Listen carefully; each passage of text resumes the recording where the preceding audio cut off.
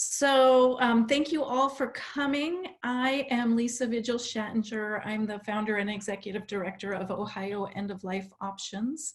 For those of you unfamiliar with our organization, we advocate for patient-directed end-of-life care.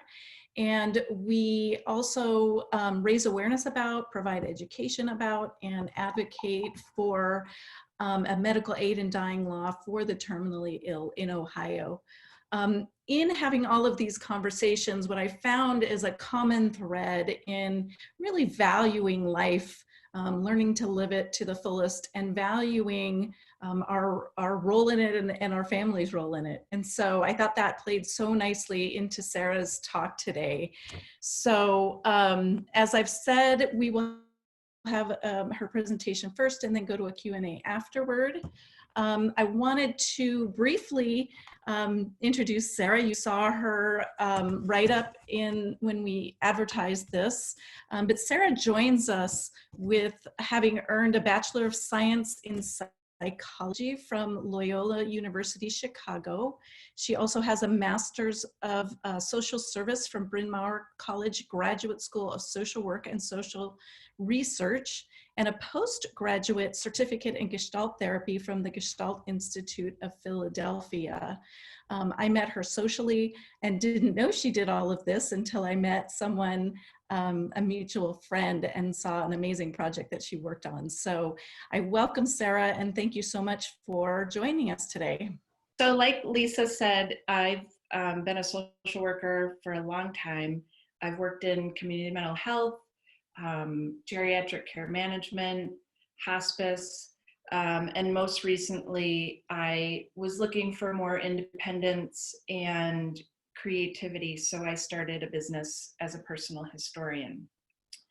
And that journey has introduced me to so many wonderful families and amazing people, and really has given me, thank you, Linda, has really given me insight into just beautiful lives, beautiful stories, beautiful families. So along the way, I have found myself getting very bossy, and I've picked up some ideas and tips and things along the way. And you know, I was nervous about doing this on Zoom, but what I've found is this is actually really great, because I don't know if you can see this pile of stuff behind me. I don't mean to make anyone seasick, but I've collected all this stuff that, you know, I would have probably not dragged with me to an in-person workshop, but it was here, and what else do I have to do today, right? Is drag stuff from all over my house. So we have lots of show and tell. Oh, obviously you're here, so I'm preaching to the choir, but one of the things that people report after working on projects like this is a sense of well-being, a sense of accomplishment, a heightened sense of identity. There's a ton of research about children who, when they know more about their family history, have a stronger sense of self and identity, and which gives them greater self-confidence and meaning and drive and motivation and that kind of thing. So if for no other reason than to clear shoeboxes and piles off of closet floors or basement floors — they should not be on the basement floor, by the way. You know, think of this as a project for your family, your children, your grandchildren, and future generations. So, you know, working with older adults mostly, you know, I've become very accustomed to talk about death and dying, and sometimes I can be a little bit too abrupt. But when is it the time to do this? Now. Some of my personal history colleagues go so far as to say it is never too early to start, but it can be too late. And by that I mean talking with older relatives, talking with parents, sometimes we missed the boat. So it's important to get to it. So that's what we're gonna do. So today we're going to talk about organizing photos, documents, memorabilia. We're going to talk about taking advantage of technology and simple ways, simple things that people can do to wrangle the piles and boxes and that kind of thing. We're going to talk about recording your stories and your family's stories. And then two pieces that are kind of my pet projects or my I don't know, is we'll talk about writing an ethical will and what I have seen referred to as when I die boxes. So that gives you a little taste of what we're going to talk about. Typically I suggest finding a guest bed, a ping pong table, a pool table, I don't know, a space in your house that's not gonna get, where you can sort of plant your stuff for a short span of time and get this done. Because you're going to gather all of your boxes and folders and memorabilia in one place so that you can sort it. Think Marie Kondo, where she puts all the clothes on the bed, every piece of clothing in the house, which it would break my bed. So, you know, go through closets, go through attics, basement storage, which I hope your stuff isn't in a basement. Anywhere else, under bed, I don't know where this stuff would be. You know, I think I have it mostly all in my closet in my office. And I can actually say I've done like 99% of this for myself and for my family as things have gone by. So once you have everything together in one place, you are going to start sorting. And when I say sort, sometimes that gets a little bit overwhelming. This is where we do want to use shoe boxes or bins, file folders, anything. It doesn't have to look nice. It's just something to hold your stuff. Sometimes, like you could use one of these, you know, it's just a hanging file box. Give every file a name, and you can sort by family member. You can sort by, you know, vacations, events, friends, you name it. But make sure you have a place to put all the things you're going to find.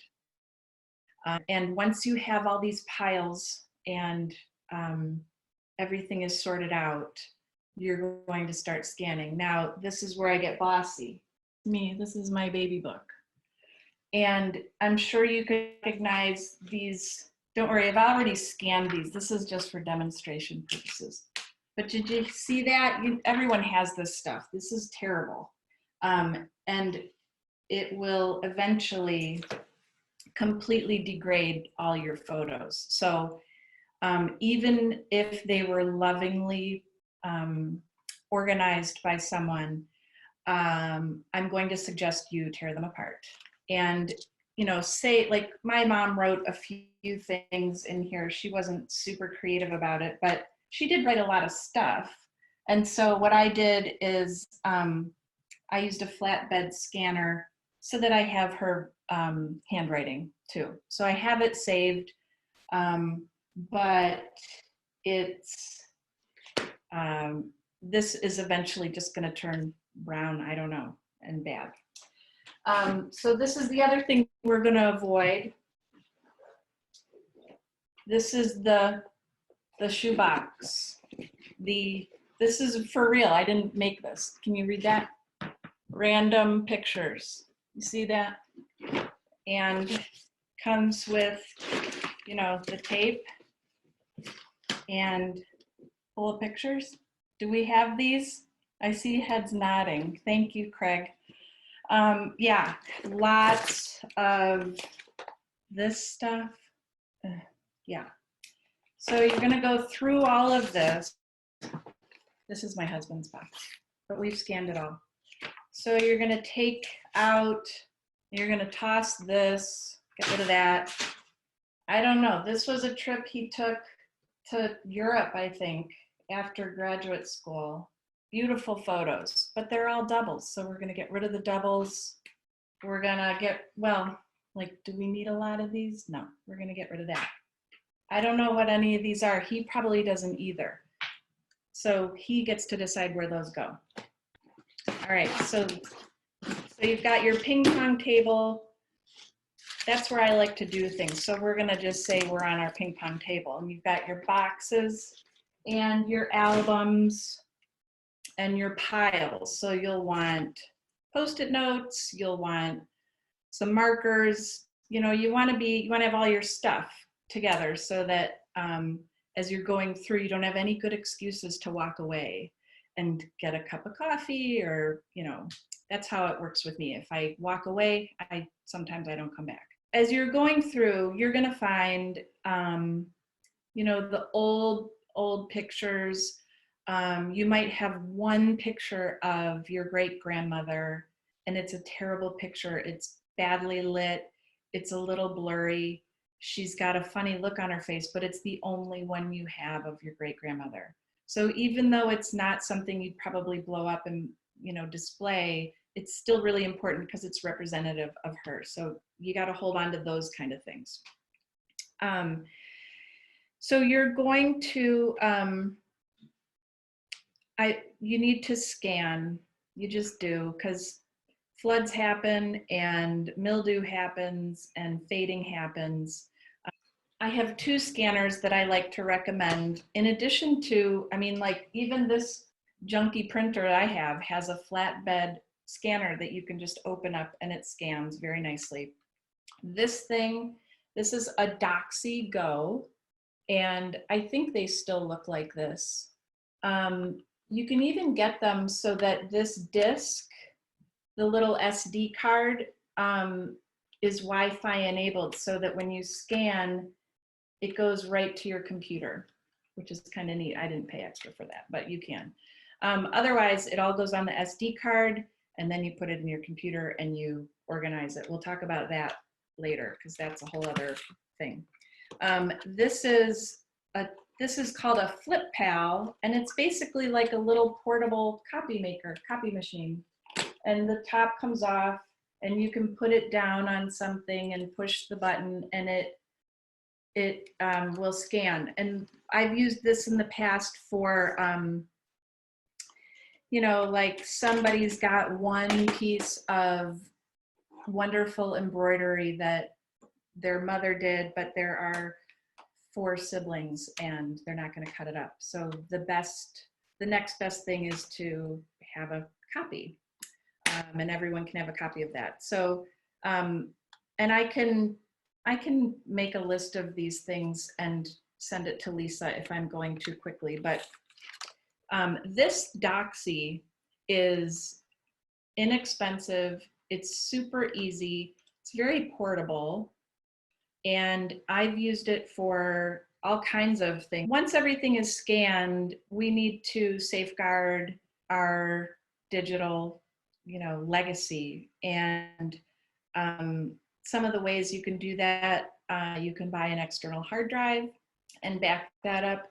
I like to recommend, you know, back things up monthly, make a little, an alert on your phone or on your calendar.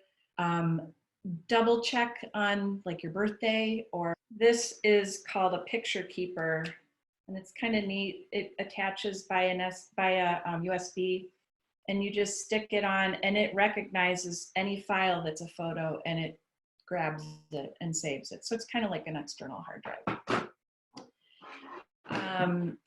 And you can always do the, you know, cloud-based storage. One thing I also like to talk about is those ship away services, where a company will send you a box and you put all your things in it and you send it away and they digitize it and organize it and it's all wrapped up nice. That makes me nervous. I don't like the idea of shipping my special photos and things. I don't trust the US mail that much. And this isn't really that hard to do anyways. You know, Costco will scan, Moto Photo, I think they're still around, Dodd Photo. All these places will transfer from one media to another. Wedding videos, look, the boxes, the glue is all broken. But who still has a VHS player? I don't. So that would be really sad. But thankfully, we had these converted to DVDs. So we can watch them, but I still can't throw these away because I just cannot. So my kids will get to throw them away when I'm dead. So once everything is scanned and we've taken care to save them, save it all digitally, you still have these piles of photos, documents. You know, I'm thinking of the things I have. Actually, I have a bin, I can see it, but I'm not going to show it to you right now. Death certificates, mass cards from that my aunt saved, obituaries from the newspapers, articles that were about relatives. I've got all this crumbling, you know, newsprint. So that all gets scanned. I still don't really want to throw that away, so I want to save it. So once it's all on a SD card or whatever your choice is, this is another part where I get really bossy. Do not put it back in the shoebox. Do not put it back in the crumbling, gluey photo album from the 70s. I want you to go and this is an archival box. It even says so on the bottom, so it must be. And this one is just, you know, for documents or big pictures. I didn't bring the ones with my own photos because they're too heavy. But this one is bigger, and inside it are all these little sub boxes, and it comes with little index dividers. So this is where you're going to put all those other categories, so that they will not degrade further. As you're going through, you're going to find pictures that you didn't even know you had, and you'll probably want to display those. So I hope you'll make a pile for that too. Some that you'll share. I always have a pile of pictures that I share with my friend Genevieve. Her daughter is always with my girls, and almost all of our pictures have Anna in them. So I have a little pile just for Genevieve. So you'll share, you'll enjoy them, you'll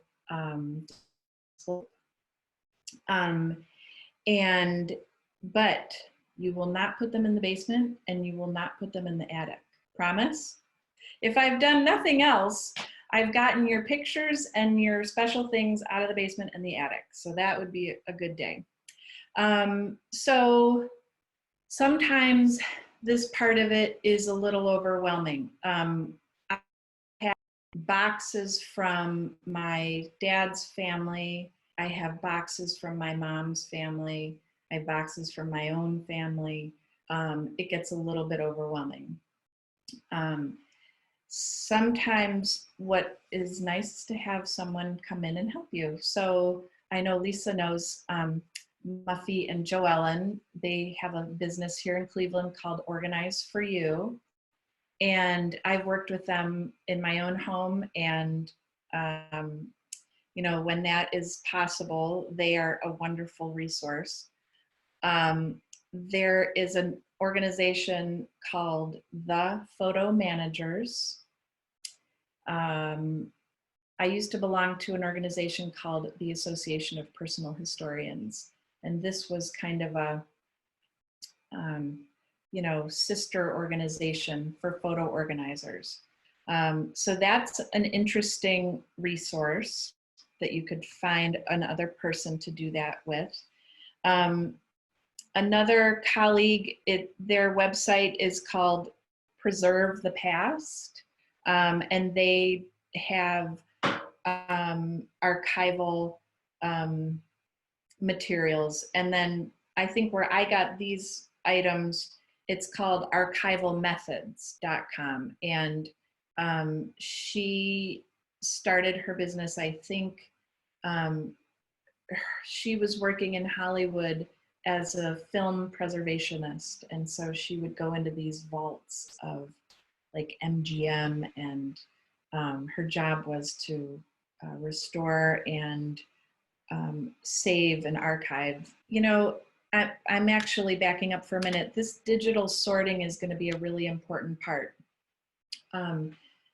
Something I think is really interesting is when I would go into a family's home and see what they had to put into a book or whatever we were doing, there's this little pile of very precious, very old photos, tintypes. Photos were very precious. And so we might only have one or two of our older relatives. And now we lament that we don't have much from previous generations, and our kids and grandkids are going to curse us for dumping on them a digital dump truck full of photos and images and cakes we made and Thanksgiving turkeys and God only knows what else we take pictures of, but oh my gosh. So that's our job, is to make sure we don't do that to them. This is another little piece of technology I have that I love. This is a little digital recorder. I got it at Radio Shack. I don't think Radio Shack is still here, but that's how old it is. But look, it has this little USB that slides out, and I can stick it right in my computer and upload the files, my audio files. You'll want to make sure you've got a good method for recording stories. Another really good tool is your iPhone, or whatever, if you use a smartphone. If you don't use a smartphone, you'll have to get one of these recorders. But a smartphone, you can get all kinds of apps. I like one called iTalk. It has, you can record, I don't know, I've recorded up to an hour on there. You can use audio memos. There's another app that I love. This woman named April Bell in California developed it. It's called Story Catcher app. My business is called Your Story Catcher. We're not related, but I love her app.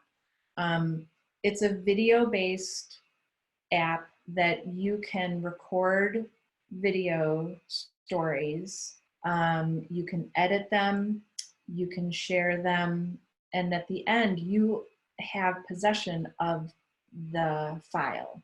So I think this is where I'll say that I want you to be aware or beware of these websites, and there are tons of them, where they are sort of like a family archive storage site, and you can talk to each other and make videos and put your family tree in there, and you can spend hours and hours and days, but if something happens to that company, which they tank all the time, if something happens to their server, if, you know, who knows? All of your work, all of your content is gone. So until I just have never found one that I trusted and that I like enough to ever recommend. So, and I'm just very analog. I don't do videos. I can point you to people who do videos. I'm just super analog, and I like books because you don't have to update books, right? Like they're never gonna go out, and the battery never dies, and the screen never breaks, you know. So that is our technology. Again, we're gonna make sure that we're backing up, always backing up. We talked about our web-based. So once you've gotten all these things together, there are some great resources online, and I'm sure you can find other ones. You know, Shutterfly is if you get on to their email, they send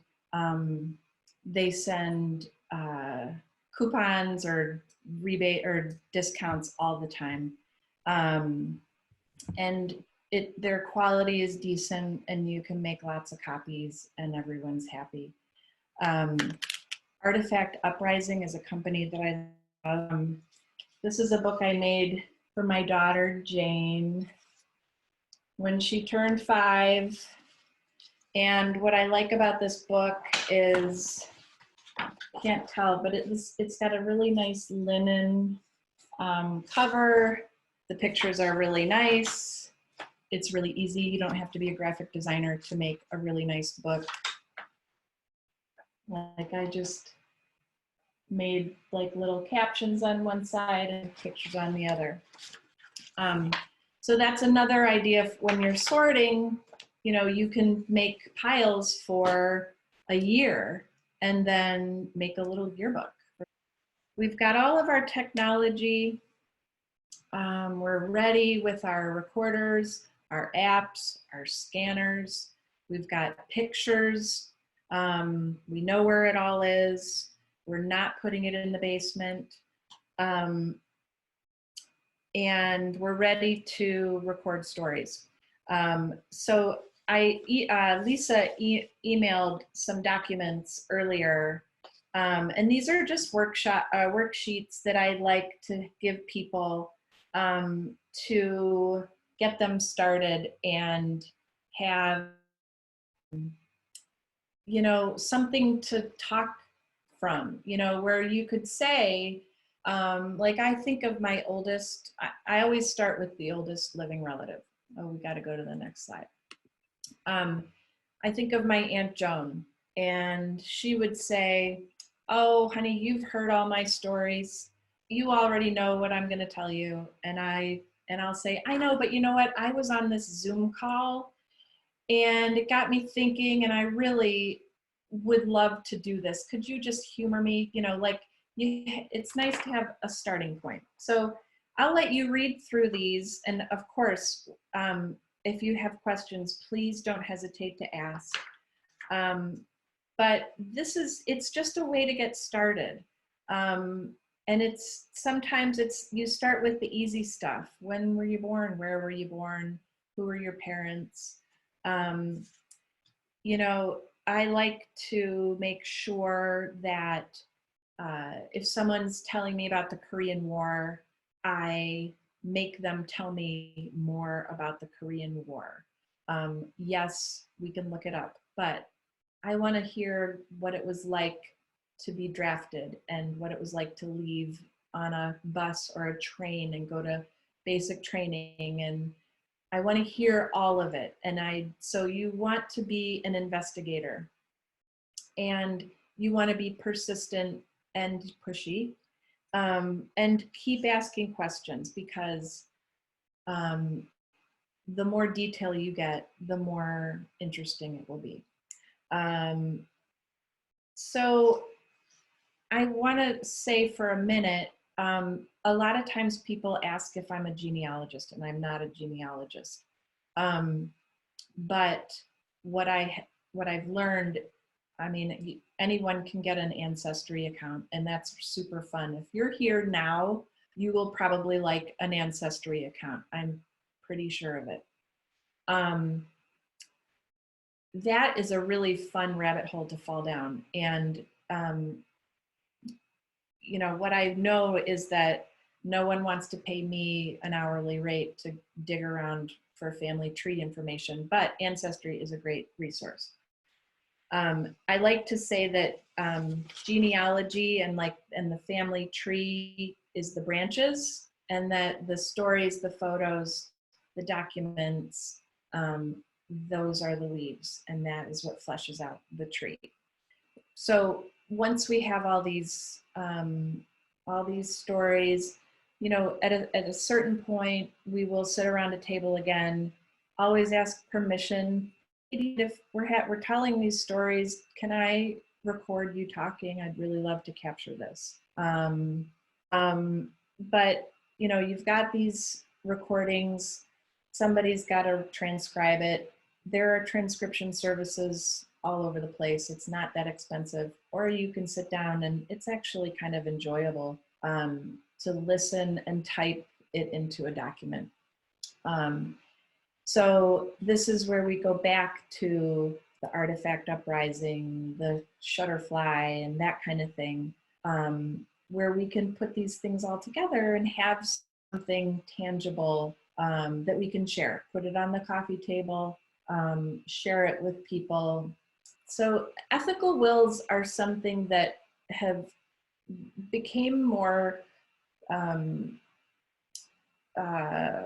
prevalent for me in the last few years, because I always would end a book with, because when someone's still alive, how do you end their book? You know, that's awkward. They're still alive, and you don't just say the end.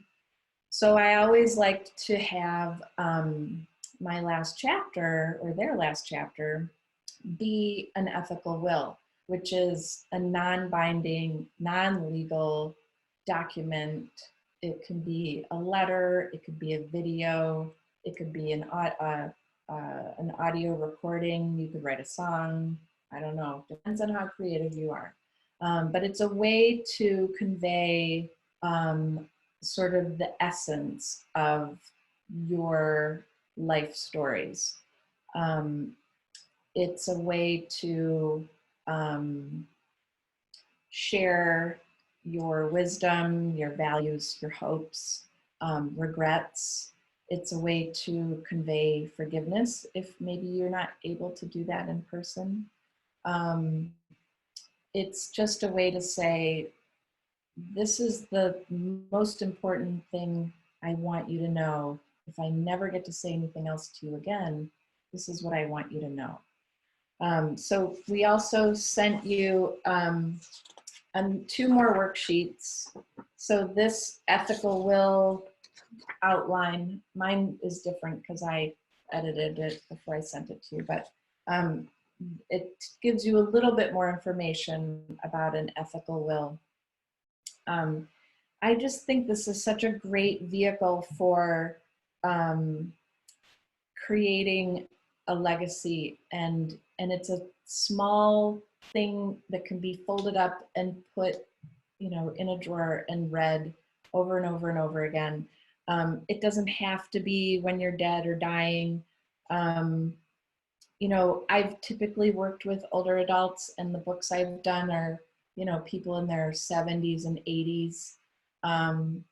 But I don't know, in the last few years, I'm 47. I've had friends in their 40s. I've lost 3 friends in their 40s. So I feel like, you know, now is a good time for me to do this. And I have. So there's the ethical will worksheet. What I like to say is, you know, this is something to sit down with a cup of tea or a glass of wine and kind of think about who are the most important people? Who are the ones who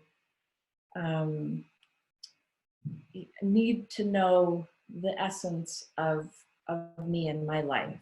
Who would I invite to a last meal around my table? Who would I call if the plane is going down? I heard an interview on the radio of this woman from those California fires, and she lived at the top of the mountain, and she was trying to get to the bottom, and the fires are following her, and she called her kids, and she called everyone she could think of, and that's who you call, or that's who you put, that's who you're writing to. Who do you write to when you're trying to get away from the fire flying down the mountain? Thankfully, she made it, and she still got to talk to all those people. But I still have goosebumps thinking about that story. So think about our lives, and think about your parents and your grandparents and your great-grandparents. And from every one of those people, imagine like a thread that sort of comes behind from them, and they pass on to you like a baton, and you pull it through your life, and you're weaving it with your life, and you're weaving it with new people. But we're all affected by the people that we've crossed paths with, people we're related to. Not necessarily, we don't necessarily have to be related to them, but we all have these threads, and we kind of weave them into the lives we live now. And likewise, this is an opportunity to sort of dictate or present the threads, if you will, that we want our heirs to carry forward once we're gone. So this is where we come into, what do we believe in? What are our values? What's the biggest lesson we learned? For what are we most grateful? What do we regret? So it's that driving down the mountain, what's the most important thing? So I put that in like a little worksheet format to just sketch out and make some notes and come back to it and put it away and come back to it, but make sure you come back to it. On the other part of it, sort of the outline part, can you see that? Include life experiences, include family stories, a success, how did you build the business that you built? How did your parents come here from another country? What are the essential stories that are sort of the foundation that you've built your life on? So for more resources on this, because this could be, another day where we sit and, take time and write. But there's two people that I like to recommend. One is Barry Baines. He's a hospice. I forget if he might be an MD. And then Susan Turnbull, her website is Personal Legacy Advisors. And they both have a lot of really good resources if this is something you want to take a deeper dive into. So once you've written your ethical will, and I did this workshop in November before Thanksgiving, and this man said, "Oh, I write a new ethical will every year at my birthday," and he's been doing it since he was 40.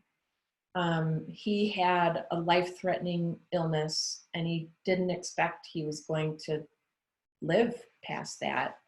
But it's been 25 years. So he's got 25 versions of this ethical will. And he revises it, he adds to it, which I think is kind of an interesting way of reflection for your birthday. Okay. So at the bottom, once you've written your ethical will, don't just put it in a drawer. You can embellish it, you can make it unique, but make sure that you tell someone that you've done this. You know, share it with people and say, hey, you know what? I've been working on this and I want to share it with you. And, you know, this is important to me. So that is the ethical will. Make sure you make a plan for it. Put it with your other documents. Or, oh, this is a great segue. You could put it in your When I Die box. So this is something I came across, and I made a link. I don't know if you can actually link it, but if you Google Time magazine and When I Die box, it's from 2019. It's pretty recent. And so it's an article about exactly this. But I love this idea. When I worked in Chicago, I used to visit this man. His name was Homer. And he lived in Chicago public housing. He was very eccentric, but dear, dear man.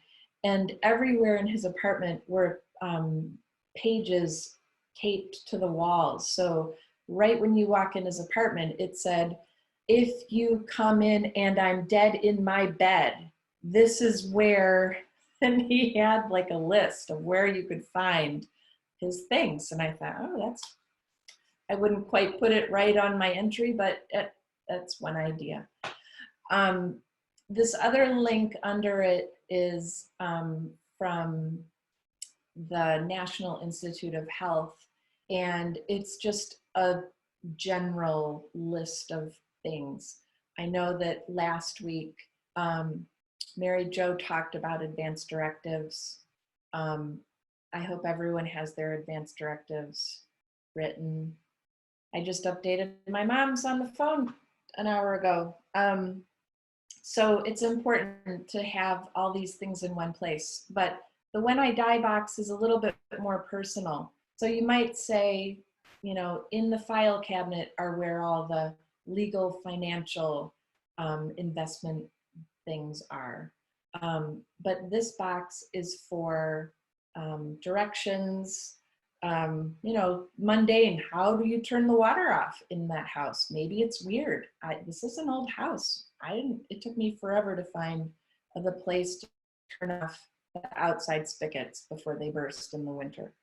You know, who to call, a list of advisors, friends, church, club, you name it. Who should know? It can be, you know, it can be all sorts of things. I read a great article in the very last Cooking Light magazine, and it was about holiday recipes and inheriting a grandmother's box of recipes, and the frustration that came with looking at these, and it was like a little bit of salt and a handful of flour, and none of these recipes were exact. And we're kind of at an era where we want exact. We want how many teaspoons, how many cups, how, you know, it doesn't look like it does in the picture. But these recipes, and I'll try and find, I might just scan this, Lisa, and send it to you so you could email it, because it sort of encompasses like what we're getting at today, which is, you know, these recipes are passed down, and so are these documents, so are these photos. We don't have all the answers, but we're going to make some sense of it. And our job is to curate it, keep it together, keep it safe, and in a manner that our kids and grandkids and other future generations care enough to keep passing it along too. So the idea with these recipes is that this woman who's writing the article, like it was her job to put a little bit of herself into the recipe, so that when she passed them along, it was sort of that thread coming through. So it wasn't perfect. It wasn't exactly the way she remembered it, but it was delicious and it was a tradition and whatever. So you could put recipes in your box. You could put your ethical will in the box. It doesn't have to be a box. It could be a file folder. It could be a drawer. The article talks about, it was a little index card box. Keys, passwords. The important thing is that you just do it. So break it into small pieces. Please don't be overwhelmed. This is something that won't happen overnight, but it's very worth doing. And I hope you do it. And I hope you have fun doing it. And thanks. There. Thank you, Sarah. That was amazing. Thank you, everyone. Again, we will be getting back to you with a follow-up email that will have hopefully the link to this talk, some of the resources that she's talked about, and then a survey about our talk, which really helps us out if you could look at that and fill it out for us. Our next Zoom meeting, we actually are trying to decide on the topic, but we do have a virtual book club scheduled coming up on Thursday, May 28th, if you want to sign up for that. And then I always have to put in a plug. If you want to donate to Ohio End of Life Options, you can go to ohiooptions.org, and in the upper right section, there's a big pink donate button. So thank you for that, and thank you for all who've supported us already. A book that I've used with my grandmother called A Grandmother Remembers, which is a nice resource to leave with someone to fill out on their own. It took, I visited her the last time before she died, and she had a sense that she was going to be dying soon. So she gave the book back to me, and large parts of it were not filled in. And so I took the opportunity to walk her through the book again, and I recorded the answers for her and just sort of jogged her memory by asking some probing questions related to the question. So that's another tool, if you will, for having conversation that might otherwise not happen. You know, those I think should come with a huge disclaimer that say, you, the giver, must sit down with the grandma or the father or the whoever and bear witness to the stories, because you know, it's not just being a scribe, it's being a witness and mirroring and doing just what you're doing. You know, you're smiling and you're emoting and you're giving back to your storyteller that, oh my gosh, what you're saying is really impacting me, and I'm so glad we get to do this together. It's a treasured memory for me, because it really was a way into her life that otherwise I wouldn't have had. So it's a great priceless tool. Yeah, And like totally. you said, it valued her life because you had an interest in it. I'm glad you have those.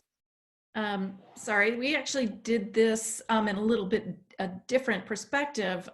Rather than a pure family history, we did it for an organization that my husband has, and we have a whole generation of shareholders involved with this organization who are getting older, and they are actually related, although it took us a genealogy project to figure out how, but we took time to record them, take a video of them as sharing all of their experiences and how they remembered being involved with this company. And so that's just a little bit of a different focus, but I found that it was a great way to kind of value them and get some history of that organization.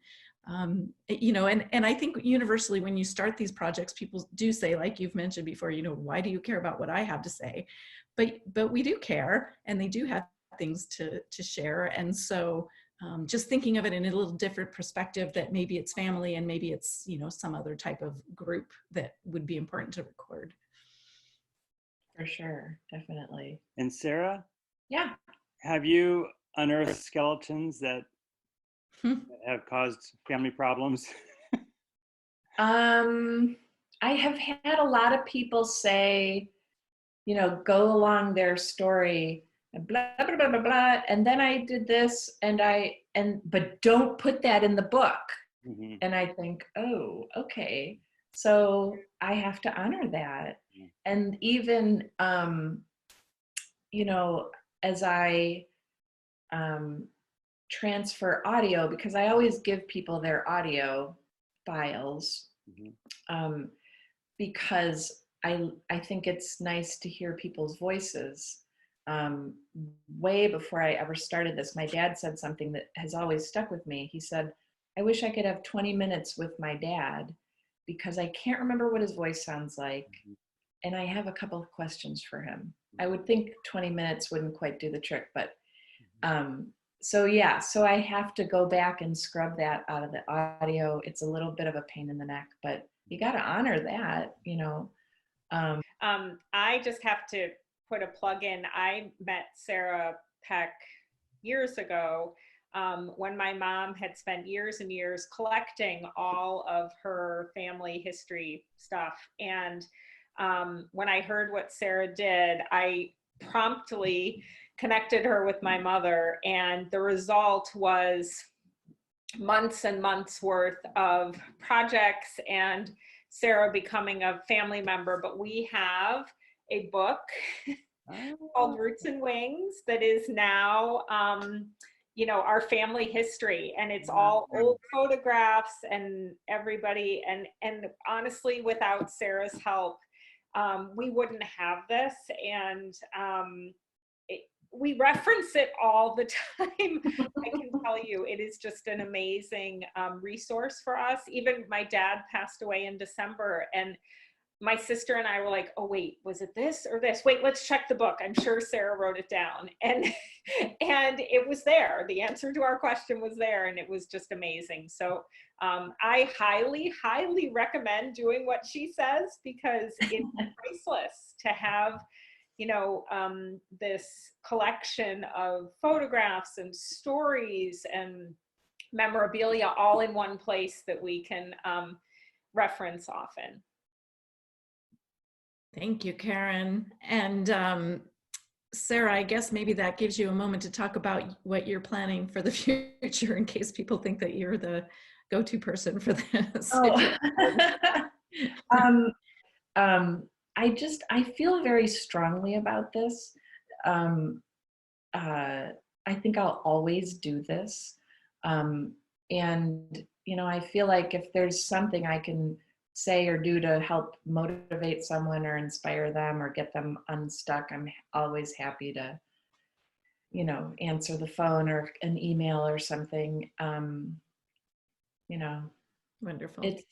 It's important. It really is. Well, thank you all for your time. Thank you, Sarah, so much for your time. Thanks, Karen, for sharing your story, because that's kind of what I saw go on and was so impressed by. So thank you all, and good luck in your endeavors to record all of this on your own, because it is important. If I might add an activity, now that we're all sequestered, that's a rather safe outside activity, and that's going to cemeteries. And I have a friend who's 80 years old who I've been taking around to family cemeteries, reconnecting with his parents, grandparents, and learning his story through the grave visits as another opportunity for that. And it's a safe environment because there's not a lot of people there. Yeah. And those who are 6 feet away. So yeah. If I could add to that, if you go onto Ancestry, but I think you don't have to be on Ancestry. It's called findagrave.com. Yeah, I'm a member of that group, and take photographs of the graves and do all the necessary recording while I'm at the grave. So yeah, great asset. It's open source, so anybody can access it.